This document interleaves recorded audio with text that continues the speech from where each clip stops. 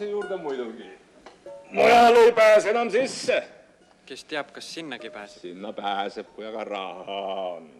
Rahattagi pääseb.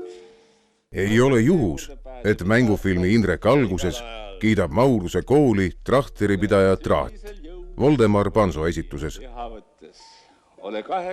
Panso pidi prillid eest ära võtma ja ta ei näinud, kus ma olen. Tal oli üks suur miinus. Ja seal ta tegi mitu duublit kohe seal alguses, et Mikki veel ütles, et sa vaatad valesse kohta, teeb uuesti. Jah. Hea õpetaja, aga ega ta näitlejana oli ta siuke ahsoo, Indrek, no siin on Mauruse kooli. 1962. aasta kevadel Draamateatri lavale jõudnud Tõe ja õiguse teise köite dramatiseering Inimene ja Jumal on Voldemar Panso loomingu tippsaavutusi. Härra Maurust mängib lavastuses Ants Eskola, Indrekut Mati Klooren. Tulevane mängufilmi lavastaja Mikk Mikiver kehastab Tigapuud. Kui õieti oskate lugeda, nii-öelda ridade vahelt. Peab õppima ridade vahelt lugema. Mängufilm Indrek jõuab kinodesse veebruaris 1976. Ekraniseering tähistab Anton Hansen Tammsaare peatselt saabuvat 100. sünniaastapäeva. Stsenaariumi kirjutamise usaldab Tallinn Film stuudio peatoimetajale Lembit Remmelgasele ning kevadel lavastajale Arvo Kruusemendile. Mauruse kooliga juhtus niisugune asi, et ma ei saanud oma kaasautoriga kuidagi kokkuleppele filmi lõpu osas.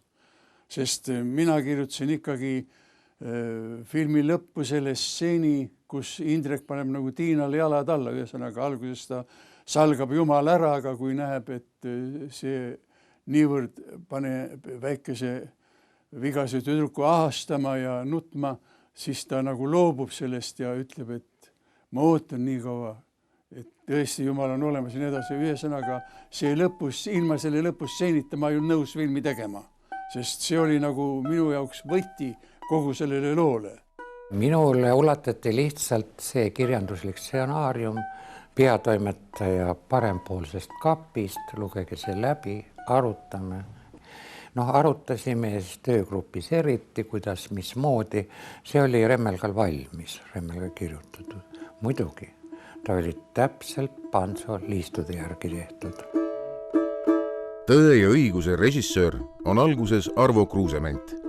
Mikk Mikiver kutsutakse lavastajaks mõnevõrra hiljem. Stsenarist Remmelgas ja režissöör Mikiver juhinduvad oluliselt Voldemar Panso Inimese ja Jumala ideistikust. Indreku Jumalaga võitlemise, Jumala salgamise teema muutub varasema stsenaariumi variandiga võrreldes kaalukamaks. Kuulge seda, Eestimaa mehed ja naised ning Isamaa pojad. Mina olen esimene, kes annab sulle Eestimaal surmava hoobi. Mina olen esimene, kes julgeb avalikult karjuda, et sind ei ole. On ainult tähed, tähed, tähed. Lembit Remmelgas tolleaegne peatoimetaja oli mingi imekombe suutnud Moskvas selle stsenaariumi ära kaitsta, et seda teha vaja on ja et see on ikka Eesti klassika ja Tammsaare ei ole valel poolel võidelnud ja nii edasi. Ja selleks, et niisugust klassikalist kirjandusteost ekraniseerida, selleks pidi vist ka tegema mitu punast viiulit ette. Et see oleks nagu põhjendatud ideoloogiliselt. Üks selle filmi tegemise vaikne tagamõte oli, et suudaks veel ära jadustada Ants Eskola, sest et tema loomingulises biograafias oli hiilgav osatäitmine Maurusena Eesti Draamateatris. Aga te ei tohi pärast mitte hulluks minna. Kindlasti minu näitleja elus on see roll muutunud mingisuguseks keskseks või suure tähtsusega ja suure kaaluga rolliks, mis on võib-olla mind viinud kõige, kui nüüd, kas kõige kõrgemate võimalusteni või kõrgemate hinnanguteni. Tõe ja õiguse teise köite läbilugemine võtab harilikul lugejal aega natuke vähem kui 2 tööpäeva. Kogu Indreku kooli ja armastusloo tõlkimiseks filmikeelde on ekraaniaega vaevalt 1,5 tundi. Härra Maurus palub teid üles. Kuidas oli teie nimi? Indrek Paas. Ilus nimi. Väga ilus nimi. Lõviosa filmi sündmustikust koondatakse härra Mauruse esimese järgu kooli seinte vahele. Välisvaateid antakse napilt. Et Indreku tegevuspaik asub Tartus, seda peab vaataja teada saama pigem romaanist, mitte linal nähtavatest piltidest. See oli huvitav maja, igatahes ta oli palju huvitavam kui see Mauruse enda kool, mida enam ei olnud. Ja ta andis võimaluse ka siseruume huvitavalt lahendada. Ja filmi sündmustik praktiliselt toimubki siseruumis, tähendab Mauruse tsitatellis. Me otsustasime, et kuna mustvalge film, et lahendame võrdlemisi kontrastselt, et on valgus ja vari ja ruumid olid mul tehtud niimoodi, et nad olid sopilised, et oli trepp ja trepi alune, siis oli jälle üks käik, siis oli kusagil jälle uks. Kuna sündmustik on võrdlemisi staatiline, kõik on üles ehitatud nagu dialoogile, sõnale, sõnajõule, et siis anda natuke nagu kaameraga liikumist. Eskola keeldus järelsünkroniseerimisest. Ta ei oleks suutnud pärast oma osa helindada. Ma loodan, et meil õnnestub natukene üle 50% teha otsesünkrooni, et ei ole vaja järelsünkrooni teha, siis seekord õnnestub seda teha tõesti, kuna ma ise ka ei mõelnud selle peale. Jüri Järvet küsis nüüd, aga miks varem ei ole proovinud või? Ja siis hakati mõtlema ja leiti, et on rahvusvaheline seltskond alati olnud, ei saa otsesünkrooni teha, tuleb hiljem dubleerida. Seekord me siis proovime seda teha. Kuidas kaamera kaeti vatitekiga ja niisuguste tekkidega kinni, et nüüd peab tulema puhas heli. Ja minu meelest seda heli kasutati ka seal filmis niimoodi puhtalt. See oli niinimetatud sünkroonkaamera Družba, mis paljas korpus ilma kassettide ja optikata üksi päinist kaalus 80 kilo. Igasugusest pildilisest paendlikkusest ja kõigest sellest jäi siis seetõttu tohutult puudu. No mis vähegi aitas võtta tavalise kaameraga ja pärast järel sünkroniseerida, seda me muidugi ka kõik tegime. Vaikus, palun. Oota.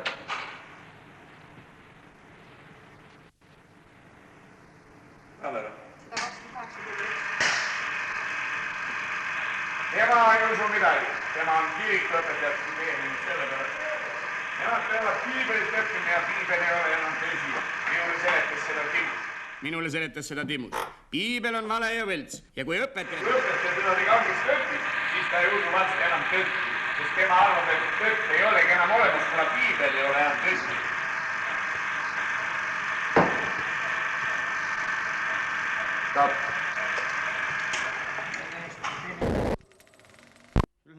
Koolmeistrite seltskond, kellega Indrek oma õpipäevadel kohtub, on igati meeliköitev.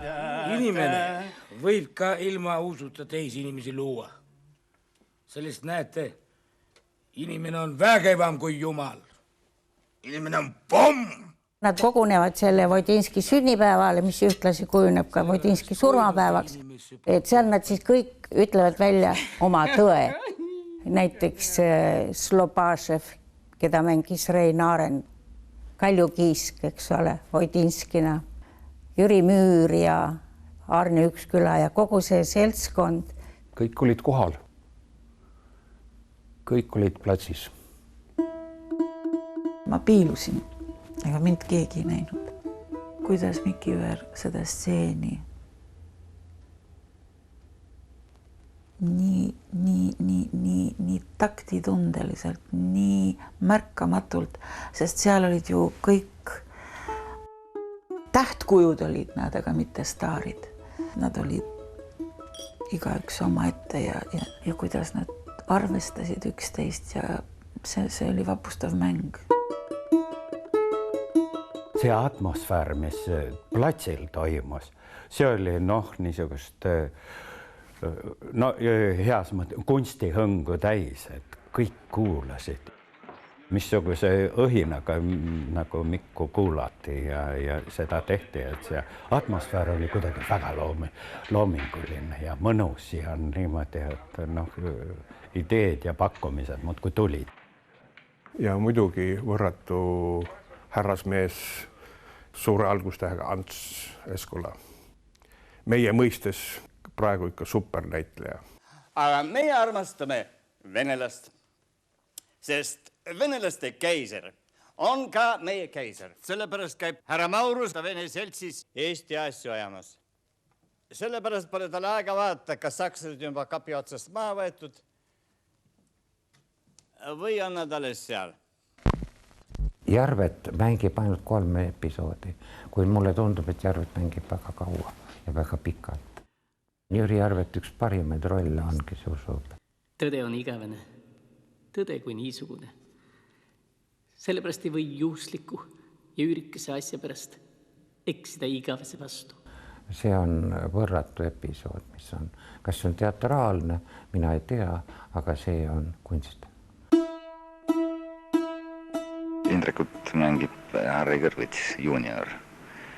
Ta homme hakkab ta oma diplomit kaitsma Tallinna Pedagoogilises instituudis. Ma olen näitejuhtimise eriala üliõpilane. Viidi sinna filmitoimetuse ruumi, kus oli kõikide osatäitjate pildid. Siis ma nägin, et Maurus, Indrek, kõik need tegelased olid seal reas, osatäitjate fotod olid. Kõikidel oli mitu pilti osatäitjatele. Ainult Indrekul oli üks pilt, oli kirjutatud Indrek ja see oli Jüri Aarma. Siis ma mõtlesin, et mulle veel ei öeldud, et mis rolli peale mind nagu mõeldakse. Lõpuks siis, kui ma teada sain, siis hakkasid käed värisema ja külm higi tuli otsa, aga millegipärast Mikiver valis mind. Ta silm, ta olek, see jutustab, aga et näitleja oli algaja, see paistab jah välja. Artistlik noormees, head silmad, nõtke mõtlemine. Ega tal ei ole seal, ütleme, niisuguseid suuri mängulisi ülesandeid. Ma vaatasin ainult suu lahti. Ega see Indreku roll ongi sama. See õpetaja räägib, see õpetaja, see räägib. Ja. No. Paas, härra Paas, kas ma olen teie seltsimees või ole? Olete küll, härra õpetaja. Mis te minu juures ei õpi?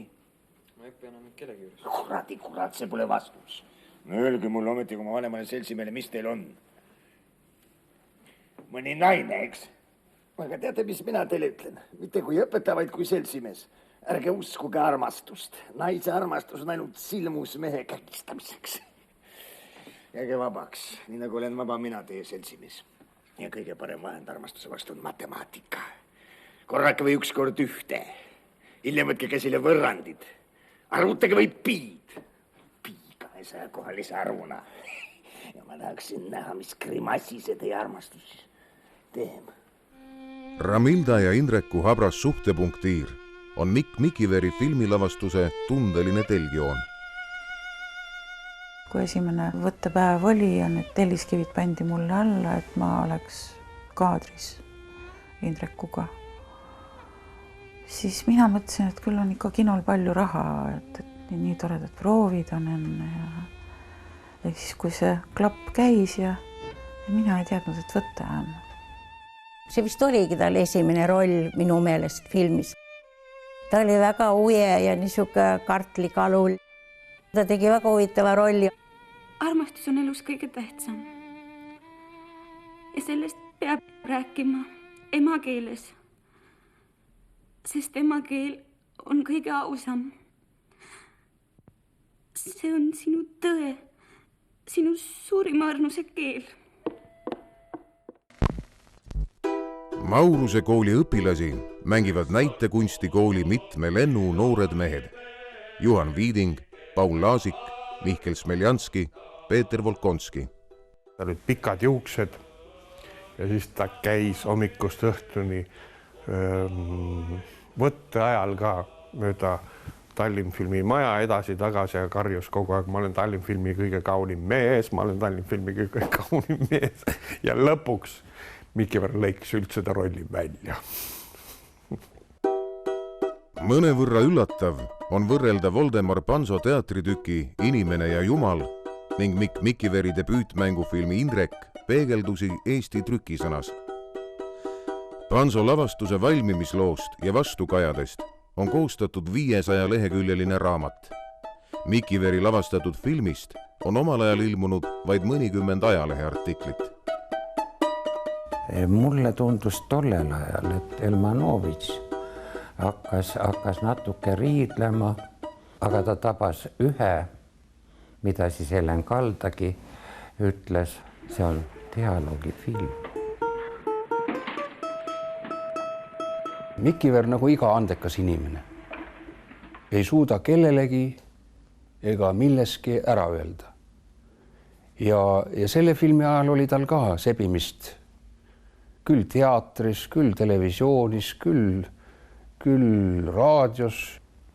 Mina oleksin soovinud ja soovisin sellal, et ta oleks teritatud ainult ühe ja ainumase jaoks, nagu see film. Ja mitut puhku mul kuklakarvad tõusid turri, et see mis niimoodi saab, kui ei ole 100% kohal.